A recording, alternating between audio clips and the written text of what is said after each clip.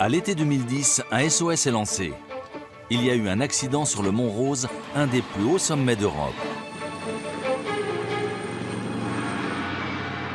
3 alpinistes sont bloqués à plus de 4500 mètres, une altitude où l'air se raréfie dangereusement, et pas seulement pour l'homme. C'est le plafond de service de la plupart des hélicoptères.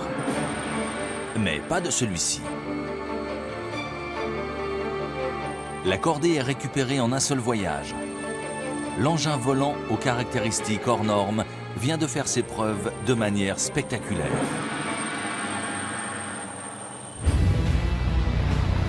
Voici le nouveau fleuron de la voilure tournante. Un appareil qui repousse toutes les limites, capable d'aller n'importe où, plus haut et plus loin. En pleine tempête, dans le blizzard ou la fournaise des déserts, il remplit les missions les plus ardues. Voici l'AW139, un hélicoptère d'exception, fruit de décisions courageuses, de solutions ingénieuses et de la volonté de réussir. Il est construit près de Milan dans une usine tout aussi exceptionnelle.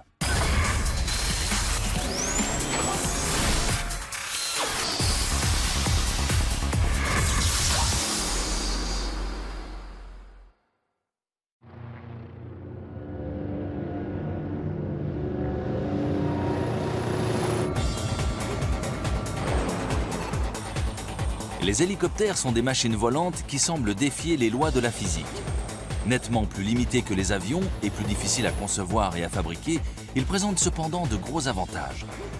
Ils peuvent décoller et atterrir quel que soit le terrain, ou presque, et voler en stationnaire, ce qui les rend très utiles pour les missions difficiles. Pour les constructeurs capables de surmonter les défis liés à l'ingénierie et à la mise au point, il y a donc un marché très vaste pour ces coûteux aéronefs. Cette société italienne est un des principaux constructeurs depuis qu'elle a cessé de produire des avions en 1952. Au départ, elle construisait des hélicoptères sous licence, mais elle a rapidement dessiné ses propres modèles. Jusqu'à ce qu'un immense bouleversement en Allemagne annonce un revers de fortune désastreux.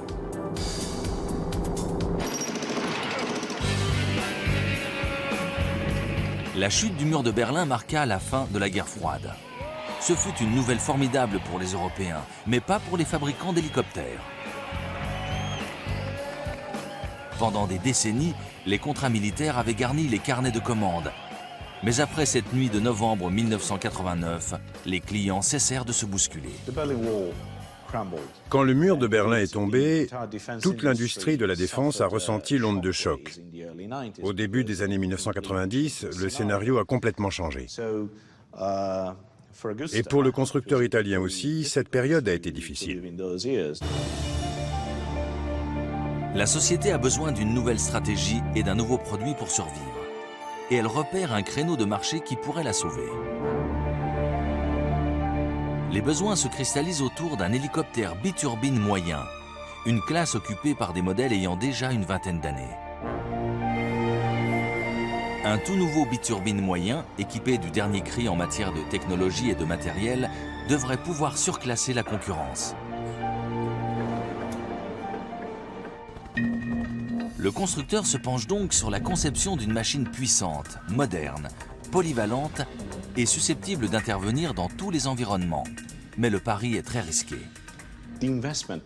L'investissement dans un nouvel hélicoptère se chiffre en centaines de millions d'euros. Donc il faut le réussir, sinon c'est l'existence du constructeur qui est menacée. Mais si la conception est très réussie, on propulse l'entreprise dans une autre dimension. L'usine de fabrication prend ses quartiers dans la banlieue de Milan, à Cassina Costa.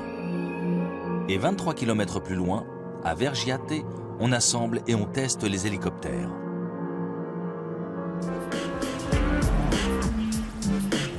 C'est à Vergiate que l'entreprise s'attaque au problème fondamental de la fabrication du 139. Pour avoir un retour sur investissement, elle doit séduire des clients très différents. Mais comment concevoir un hélicoptère parfaitement adapté à des tâches très diverses, allant du secours en montagne au transport de VIP? Réponse, c'est impossible. Sur ces chaînes de fabrication immenses, les ouvriers n'assemblent pas un, mais plus de 150 hélicoptères qui sont en fait autant de versions sur mesure produites à partir du 139 de base. Tommaso Colli est un des tailleurs de la marque, chargé de prendre les mesures des exigences du client pour que ce dernier se procure exactement l'appareil dont il a besoin. Sur cette chaîne, on procède à l'assemblage de toutes les versions du 139. Offshore, recherche et sauvetage, ambulance, VIP, utilitaire. Celui-ci va devenir un hélicoptère de recherche et de sauvetage en mer. Donc, il sera équipé d'un treuil, d'une caméra infrarouge et d'une protection anti-intempéries. La logistique imposée par cette fabrication sur mesure a de quoi effrayer. Jusqu'à 14 versions pouvant être assemblées simultanément, comment être certain qu'on a posé le bon élément sur le bon hélicoptère? Les concepteurs de l'usine avaient besoin d'un système fiable. C'est pour ça que chaque version a des plans et un code qui lui sont propres. Poste après poste, les ouvriers entrent ce code dans un ordinateur pour visualiser le guide de montage correspondant à chaque version. Pour optimiser le rendement, cette usine dispose de 2 grandes lignes d'assemblage parallèles, équipées chacune de 7 postes où on ajoute les différents composants. Chaque poste ayant un cycle de construction de 9 jours, il faut environ 2 mois pour assembler un hélicoptère. Tout commence au poste 0. Les structures construites sur mesure sont installées sur des socles qui les soutiendront jusqu'à la pose des roues qui aura lieu bien plus tard. Limiter le poids de l'hélicoptère est une des clés de ses performances. Le 139 dispose donc d'une structure en titane et aluminium et de panneaux composites. Les parois intérieures sont alvéolées. Elles ont la solidité d'un mur plein tout en étant bien moins lourdes. La structure est pourvue d'ouvertures de portes très larges et de l'intérieur le plus vaste des hélicoptères de cette classe. Le trait de génie, c'est de conserver cette partie vide. De cette façon, les 150 versions peuvent accueillir aussi bien 15 passagers que du matériel et des équipements en tout genre. Le plancher est bas et plat. Grâce au fait que les réservoirs de carburant, qui sont habituellement logés dessous, sont à l'arrière de la cabine. La boîte de transmission principale est au-dessus de la cabine plutôt qu'à l'intérieur, ce qui libère énormément d'espace. Au final, on obtient un volume lisse et vide. C'est quasiment du jamais vu dans cette classe d'hélicoptère. Et c'est parfait pour des missions comme le secours en montagne.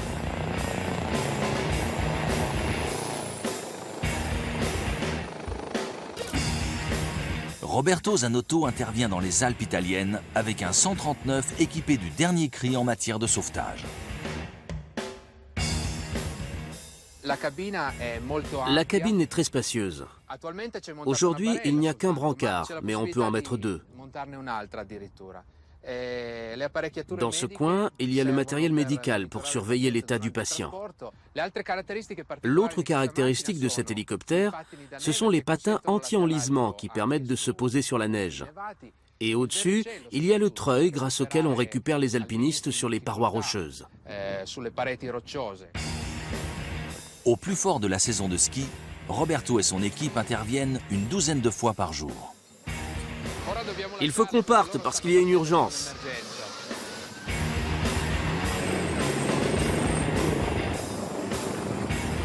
L'hélicoptère est l'engin idéal pour le secours en montagne, parce qu'il peut rester en stationnaire et se poser presque n'importe où. Mais il y a un gros revers à cette médaille. Le plafond de service est bien plus bas que celui d'un avion, la faute à la raréfaction de l'air. Ce phénomène perturbe le vol. L'air étant moins dense, les pales peuvent moins s'appuyer dessus et il y a moins d'oxygène pour alimenter les moteurs. Bien des hélicoptères ont donc du mal à atteindre les sommets les plus élevés, et encore plus à récupérer les alpinistes en difficulté. Mais le 139 a réussi à repousser ses limites grâce à une solution toute simple. Sur la chaîne d'assemblage principale, on pose les deux turbines du 139 au poste 4. Cet hélicoptère qui repousse toutes les limites parvient à fonctionner en haute altitude principalement grâce à ses chevaux. Ces moteurs sont les plus puissants à jamais avoir été installés sur un biturbine.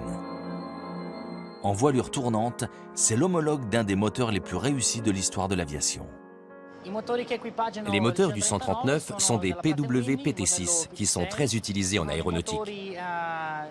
Ce sont des moteurs très fiables et très puissants. Et ce sont eux qui assurent la fiabilité de l'hélicoptère. La turbine PT6 qui a fait ses preuves est le V8 de l'aviation. Elle peut répondre aux différentes exigences de toutes les versions du 139.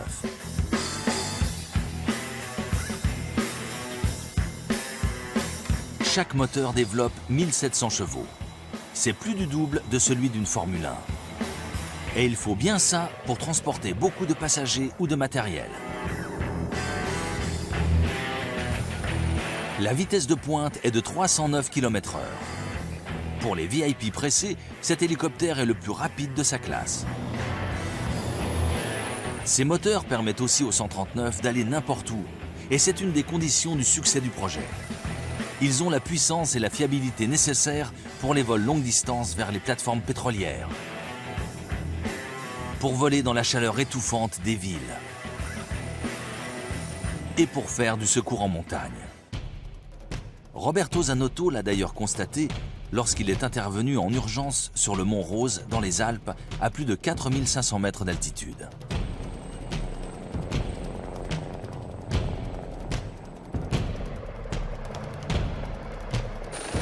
Au maximum de leurs possibilités, les hélicoptères d'ancienne génération peinaient à monter aussi haut. Il était temps de voir de quoi le 139 était capable.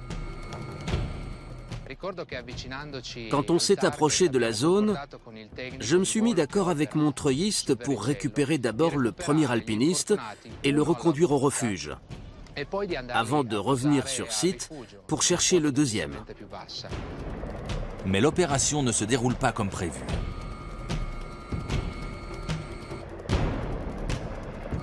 Elle se passe beaucoup mieux. Quand on est arrivé sur zone, on a constaté que l'hélicoptère avait une telle réserve de puissance qu'on pouvait continuer à travailler en toute sécurité.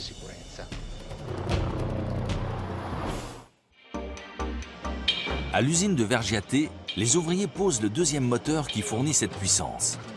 Cela nécessite une grande minutie.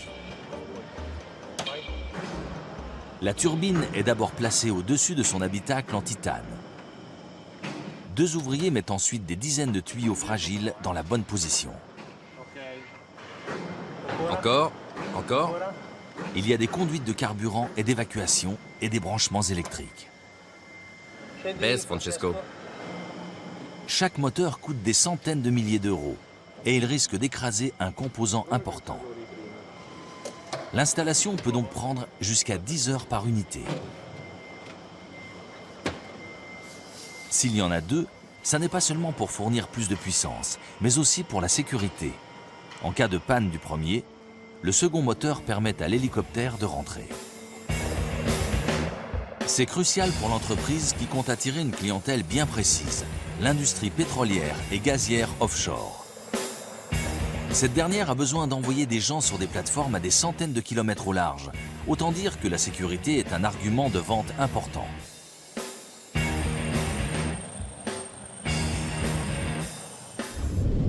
Avec deux moteurs, ça tombe sous le sens. Mais malheureusement, cette pièce, la boîte de transmission principale, ne peut être qu'en un seul exemplaire. Sa conception est donc cruciale pour le succès du projet. La transmission démultiplie la puissance phénoménale des deux turbines. De 21 000 tours minute pour la vitesse de rotation des turbomoteurs, on passe à des régimes rotor de 300 tours minute pour le rotor principal et d'environ 1200 tours pour le rotor arrière. Le pire scénario pour la transmission, c'est la fuite d'huile. Sans lubrifiant, les engrenages s'échauffent et finissent par se détériorer. Et si la transmission s'arrête, les rotors aussi. C'est à 23 km au sud de l'usine d'assemblage à Cassina Costa que cet élément capital pour la sécurité est conçu et fabriqué. Pour tranquilliser les acteurs de l'exploitation pétrolière et gazière offshore, l'équipe doit relever un défi inimaginable. Sous la houlette du responsable du bureau d'études, Giuseppe Gasparini, elle doit imaginer une transmission pouvant fonctionner sans huile. Par le passé, les hélicoptères rapides ne pouvaient voler sans huile que très peu de temps, quelques minutes seulement. Puis la réglementation a changé sous l'impulsion de l'industrie pétrolière et gazière offshore et de l'armée. Il a fallu que cette durée de fonctionnement s'allonge nettement pour atteindre une demi-heure. La mission confiée à l'ingénieur est décisive pour le projet. Parvenir à 30 minutes de fonctionnement sans huile et réaliser une boîte de transmission capable de supporter 3400 chevaux et contenant des dizaines de composants importants. La partie la plus sollicitée pour faire fonctionner un moteur sans huile, c'est l'endroit où la vitesse et la puissance se font sentir. Mais Giuseppe Gasparini a plus d'un tour dans son sac. Il a trouvé un moyen de contrer la fuite en limitant l'écoulement d'huile depuis cet endroit stratégique. La condition absolument indispensable, c'est de créer des réservoirs à l'intérieur de cette zone. En cas de fuite, ça permet de lubrifier pendant plus longtemps les endroits les plus sensibles de la transmission. Ces réservoirs permettent de gagner de précieuses minutes. Mais pour arriver à une demi-heure, il va falloir que la fabrication soit particulièrement précise. Cette tâche est confiée au service production. La facture pour l'usinage de chaque transmission est d'1 demi-million d'euros. Avant, le constructeur a dû assembler un prototype capable de réussir les essais d'autonomie sans huile. Il devait être très solide et répondre à des tolérances très précises. Cela s'est passé sous le contrôle du directeur de l'ingénierie, Domenico D'Agostino, qui surveille étroitement chaque étape de la production. Il va falloir refaire un passage pour cette partie-là. Un passage complet. D'accord. Merci. On fabrique la totalité des pièces importantes, de A à Z. Ça nous permet de contrôler leur qualité. On a déjà fait une première découpe grossière sur ce morceau d'acier pour lui donner sa forme générale. Et on va en faire une deuxième pour lui donner cette allure. La machine de découpage est équipée d'un disque denté géré par ordinateur. Le technicien s'assure que la barre d'acier est bien centrée. Quand l'aiguille de l'instrument de mesure cesse de bouger, c'est que la pièce est en place. Ensuite, c'est l'ordinateur qui s'assure de la précision du découpage à quelques millièmes de millimètre près. La projection d'huile évite une surchauffe de la pièce et de la machine qui rendrait le découpage imprécis. Malgré tout, il subsiste un petit risque d'erreur. Une erreur qui pourrait détruire la transmission lors de l'essai d'autonomie sans huile.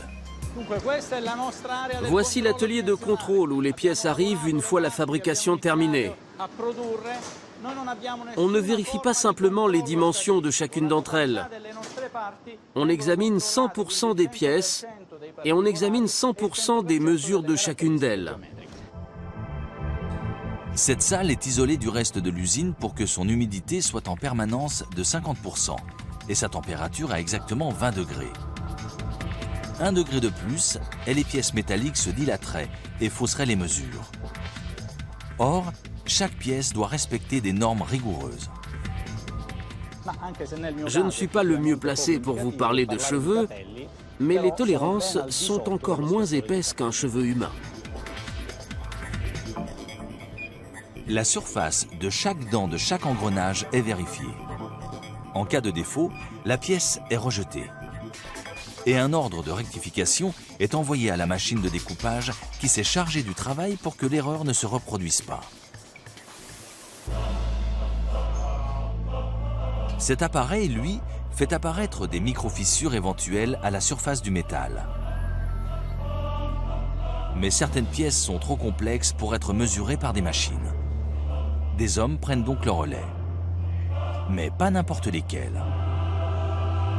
Pour travailler ici, il faut avoir au moins 20 ans d'expérience. Et les apprentis ne sont pas non plus des novices. Il faut former la nouvelle génération, donc les jeunes sont pris en main par leurs collègues plus anciens. Tout le monde n'est pas destiné à travailler dans cet atelier. Seul un apprenti sur 5 sera finalement titularisé ici. Après un tel souci du détail, l'étape suivante paraît incongrue. Une bonne partie de ces pièces usinées avec tant de précision ont droit à un baptême du feu. Dans ces fours, certains composants vont cuire pendant une semaine à des températures atteignant 575 degrés. Vital pour la fabrication d'une boîte de transmission quasiment indestructible, ce procédé durcit le métal. Une fois cuites, les pièces sont plongées dans l'huile, puis mises au congélateur à moins 95 degrés.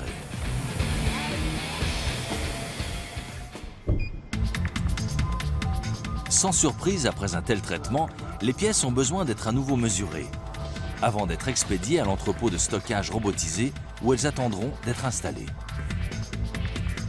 Lent et méticuleux, l'assemblage prend jusqu'à 120 heures.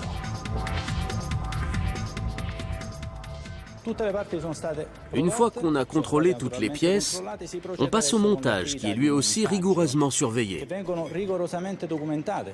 Il y a un opérateur et un contrôleur qui travaillent ensemble jusqu'à ce qu'on arrive à cette configuration. À ce stade, la transmission est prête à passer au banc d'essai.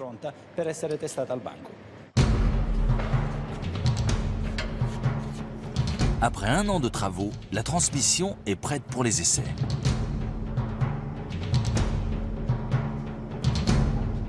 Avant le test crucial à sec, le prototype a fait d'innombrables simulations de vol avec lubrifiant.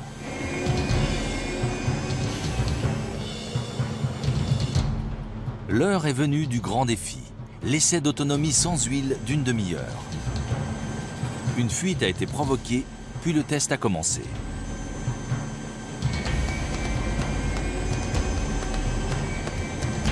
C'est décisif pour la transmission, pour l'ensemble du projet AW139 et pour Giuseppe Gasparini.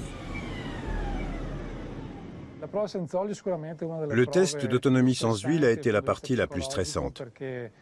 Parce que même s'il ne durait que 30 minutes, on avait l'impression qu'il était terriblement long. Et tant qu'on n'était pas au bout, on ne pouvait pas savoir si on avait réussi ou pas. Et au bout d'une demi-heure, pour être bien sûr que la transmission a réussi le test, on la démonte et on examine l'état d'usure de chaque composant. Elle a fait mieux que résister. Elle n'a subi aucun dégât. C'est un résultat excellent pour toute l'équipe. La dernière phase a été très éprouvante, très fatigante. Elle a mobilisé beaucoup de gens et au final, ça a été un grand soulagement. Le 139 peut recevoir son certificat de navigabilité pour les opérations offshore. Le projet vient de faire un grand pas vers son objectif ambitieux. L'hélicoptère a des moteurs puissants et une transmission presque indestructible. Mais la mécanique à elle seule ne suffira pas à en faire un engin tout-terrain. Pour exprimer tout son potentiel, l'AW139 doit résister aux pires tempêtes sur terre et en mer, au blizzard et à la visibilité zéro, sachant que les hélicoptères sont déjà par nature difficiles à piloter. Les deux pieds servent à contrôler le rotor arrière.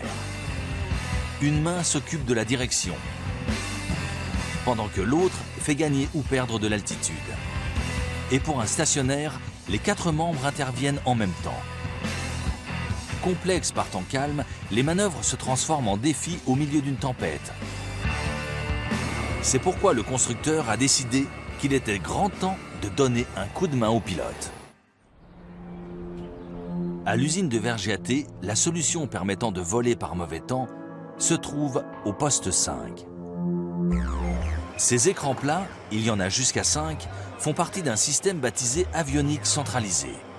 Elle concentre les données provenant de tous les éléments électroniques et les indique aux pilotes. Réessai avec le P2. Il faut qu'on le fasse avec le collectif et avec le cyclique.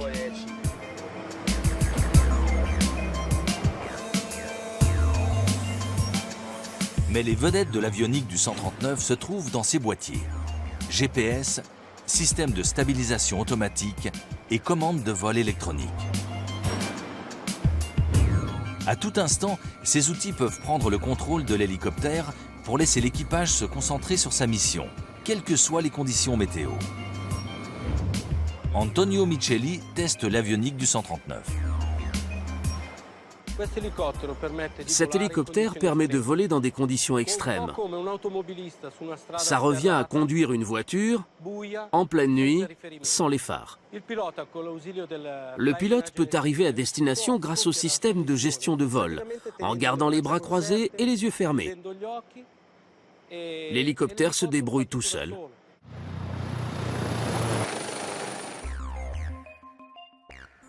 Mais l'avionique centralisée, ça coûte cher. Comme pour les moteurs, chaque unité a sa jumelle, pour qu'au cas où la première tomberait en panne, la seconde prenne le relais.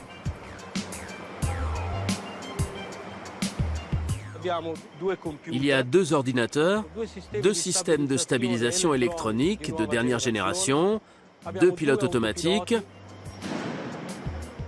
2 radios pour communiquer avec l'extérieur, plus les équipements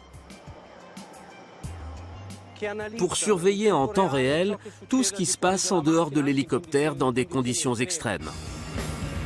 Cet équipement de pointe fait monter la facture jusqu'à 12 millions d'euros. Un tel pari financier implique que l'avionique fonctionne dans des conditions vraiment infernales.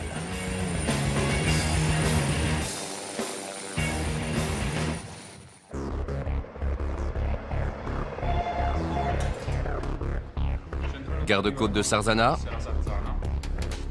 Des centaines de stations de garde-côte à travers le monde comptent sur leurs hélicoptères pour sauver des vies. L'aéroport, c'est Sarzana. Ricardo, informe l'équipage. Les équipages basés à Sarzana, sur la côte nord-ouest de l'Italie, volent plusieurs centaines d'heures chaque année. Un sauvetage en mer a presque toujours des allures de course contre la montre. Et ces hommes doivent presque systématiquement voler par mauvais temps. C'est donc le terrain d'essai idéal pour le 139 et son avionique de pointe. 12 millions d'euros, c'est une grosse somme pour un hélicoptère de cette classe, mais s'il peut sauver des vies humaines, l'investissement en vaudra la peine. Quand on doit affronter des vents forts et une mer difficile, on sait qu'avec cet hélicoptère, on peut accomplir notre mission en toute sécurité et ramener les survivants.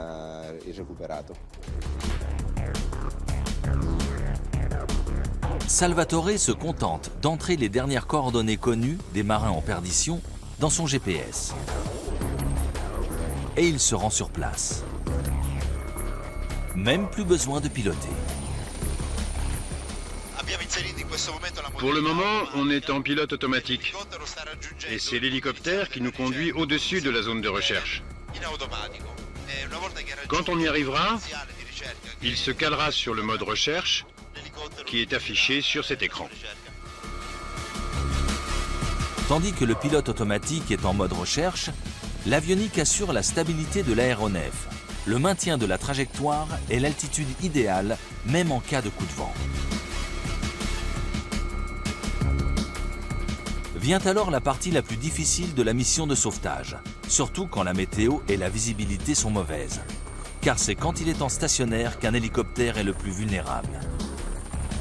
Mais là encore, l'avionique intervient.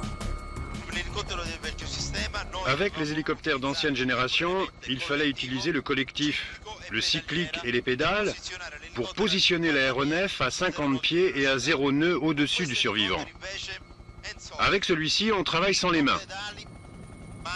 On n'a besoin ni des mains ni des jambes. Il suffit de regarder les écrans et de surveiller que l'hélicoptère reste en position, qu'il ne bouge pas. Niveau sécurité, c'est bien plus efficace, car comme pour l'avionique d'un avion de chasse, celle du 139 réagit plus vite qu'un pilote. Les sauveteurs prennent les commandes pour faire descendre le plongeur là où on a besoin de lui, et Salvatore n'est toujours pas obligé de piloter. Une fois qu'on est en position au-dessus du survivant, le pilote me confie l'hélicoptère. Je me sers de cette télécommande pour me mettre en position, exactement au-dessus de la personne qui est tombée à l'eau. J'ai une vision panoramique de ce qui se passe grâce à la porte. Et comme je vois beaucoup mieux le naufragé, je peux placer l'hélicoptère là où il faut.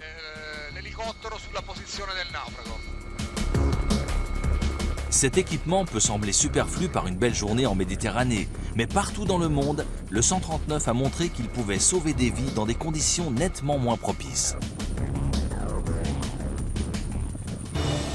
Décembre 2010, en Australie, le Queensland est frappé par une série de crues subites et dévastatrices. 70 villes sont touchées et 200 000 vies sont en jeu. Des 139 interviennent pour de nombreux sauvetages d'urgence. Et l'avionique aide les pilotes à faire face aux conditions sans cesse changeantes. La puissance et la taille de l'hélicoptère permettent d'évacuer plusieurs individus à la fois. Un seul appareil a ainsi permis de sauver 43 personnes en un après-midi.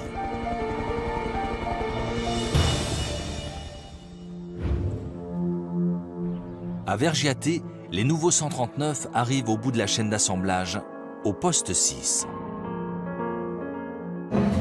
Ils y reçoivent pare-brise et fenêtres, les panneaux d'habillage de fuselage, et on y teste les commandes hydrauliques. Ensuite, on traverse la rue pour aller dans l'autre hangar, la ligne de vol où le fuselage complet va être transformé en machine volante digne de ce nom. Mais il doit d'abord réussir son examen d'entrée. En effet, un hélicoptère censé aller partout se doit d'être étanche. Donc, pas question de changer de hangar si l'essai n'est pas concluant. C'est le test de l'eau. L'hélicoptère va prendre une douche d'une vingtaine de minutes pour qu'on vérifie s'il y a des infiltrations. Évidemment, cette douche n'a rien d'ordinaire. Cet appareil projette jusqu'à 60 litres d'eau à la minute pour simuler une tempête hivernale ou le déluge de la mousson.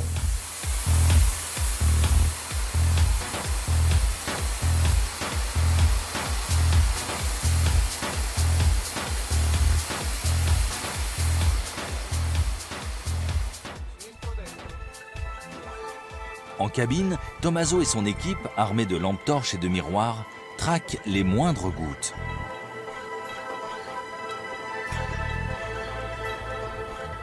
D'ailleurs, elles ne se font pas attendre. Du papier toilette suffit à boucher temporairement les fuites de cet appareil à 12 millions d'euros. On a repéré des infiltrations au niveau des garnitures, de la queue et des moteurs. Il y a une fuite dans la queue, dans les moteurs. La liste est longue et l'hélicoptère retourne à la chaîne d'assemblage. Il y a beaucoup d'endroits à reprendre. Une fois l'essai concluant, l'hélicoptère rejoint finalement la ligne de vol pour recevoir les éléments les plus importants. Eux aussi ont eu droit à une refonte complète pour permettre au 139 de devenir l'hélicoptère le plus rapide de sa classe.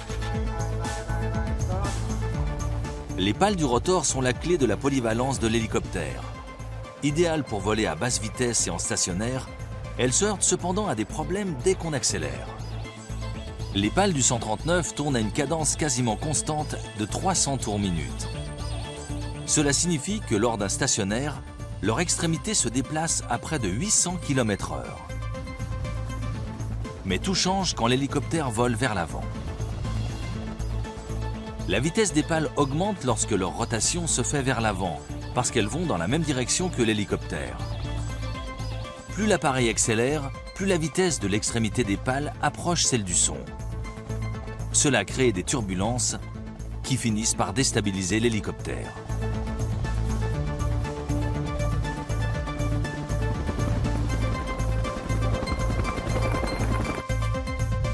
Pierre Abdelnour a dû surmonter la barrière de la vitesse.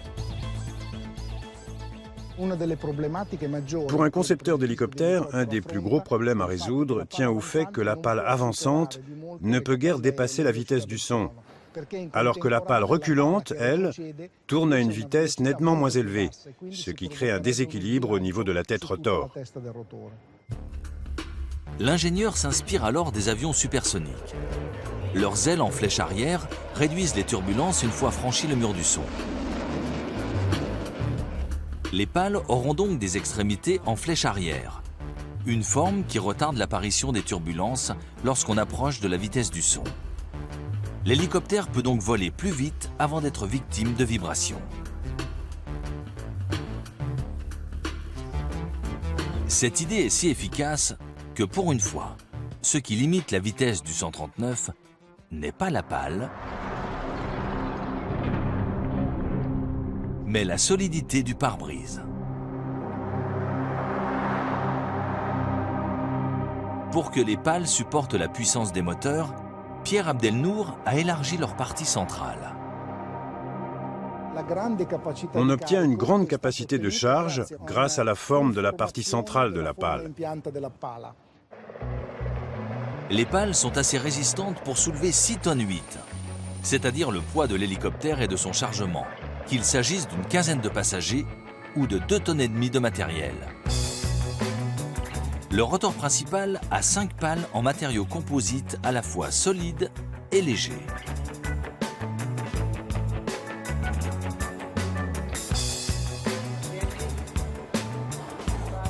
Continue. Chacune n'est fixée que grâce à 2 boulons en titane. C'est très important de faire l'installation correctement.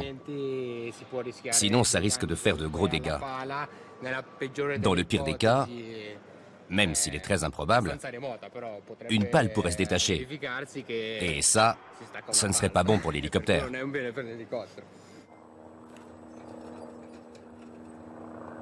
Avec ces pales, et même s'il n'est pas terminé, l'hélicoptère est déjà en état de marche et il n'y a plus qu'à le préparer à voler. Mais le premier essai des prototypes du 139 a été plutôt chaotique. En effet, on a très vite décelé un gros problème.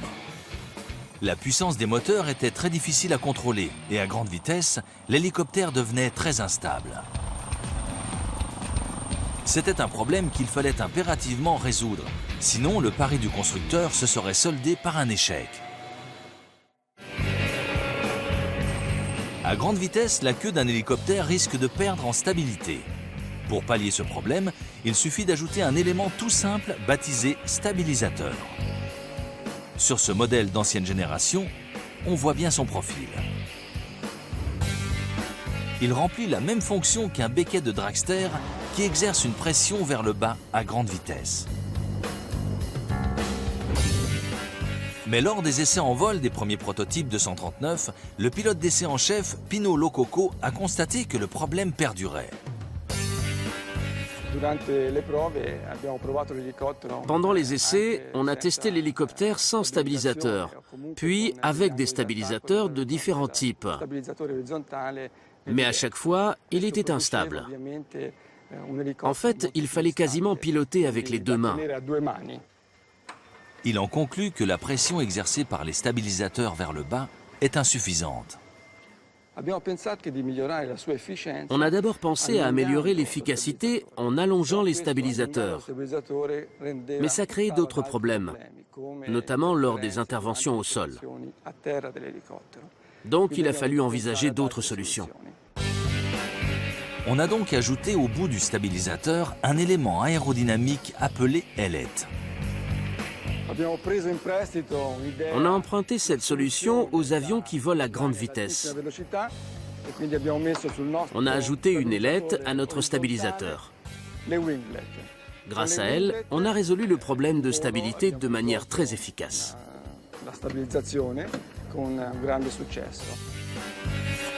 Tout comme les extrémités en flèche inversée des pales, les ailettes réduisent les turbulences à grande vitesse.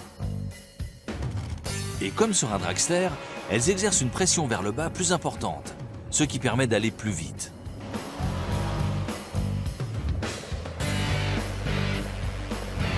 Ces ailettes permettent au 139 de ne pas perdre en stabilité. La conception d'un hélicoptère tout-terrain et polyvalent est terminée. Mais pour qu'elle soit un succès et qu'elle assure la pérennité de l'entreprise, il reste un dernier défi à relever. Comme le 139 s'adresse à des clients très différents, une fois chaque unité testée, elle retourne à la ligne de vol pour être équipée en fonction des exigences de l'acheteur. Tommaso Colli, le chef de produit, supervise la personnalisation de 10 appareils. Sur ma droite, vous pouvez voir un hélicoptère en version VIP.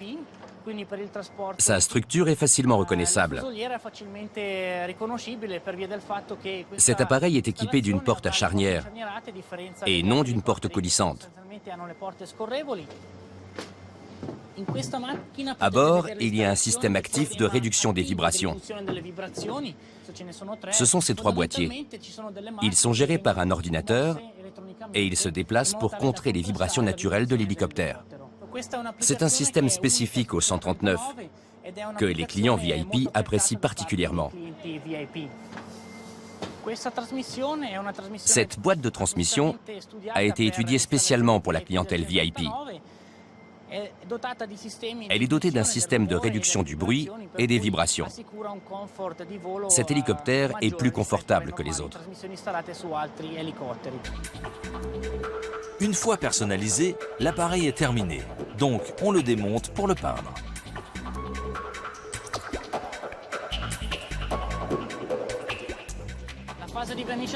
La peinture est une étape à la fois longue et complexe. Ça tient au fait que lorsque l'hélicoptère arrive ici, il commence par recevoir une couche d'apprêt. Elle va permettre de le protéger.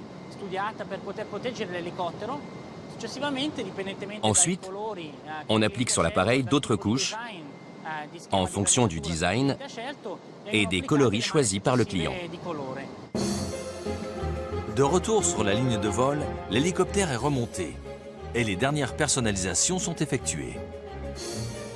Pour le secours en montagne, des patins, pour celui-ci, des caméras, et pour la version VIP, un intérieur luxueux. Au bout de la ligne de vol se trouve une pièce réservée aux poignées de main et au champagne. C'est ici que les hélicoptères sont remis à leurs propriétaires. Ce jour-là, le constructeur reçoit un client qui est venu de loin chercher les clés de sa version offshore. Mon équipe et moi, on vient de Kuala Lumpur, en Malaisie, pour prendre livraison de notre dernier hélicoptère.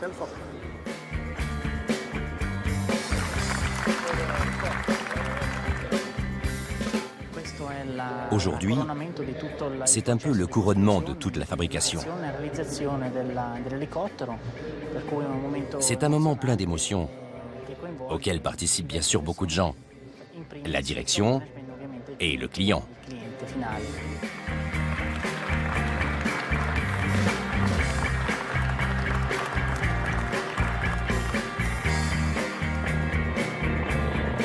C'était un pari à 100 millions d'euros, doublé d'un défi technique extraordinaire, et c'est une réussite.